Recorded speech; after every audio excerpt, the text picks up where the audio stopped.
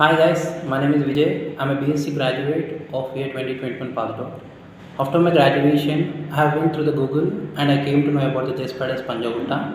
And here I have learned web technologies from the Afro sir and SQL by Pallavi ma'am and core Java concepts by Pawan sir and advanced Java concepts like JDBC, Hibernate, Servlets, Spring Boot was covered by the Radha ma'am.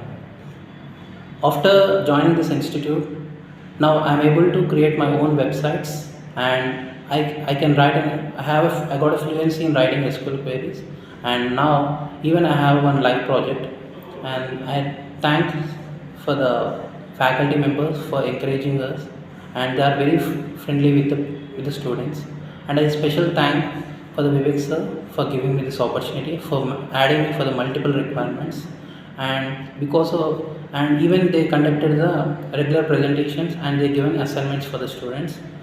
That made me to be selected in one of the multinational company called Yota Techport Private Limited, and with a package of 3.25 LPA. And thank you for everyone.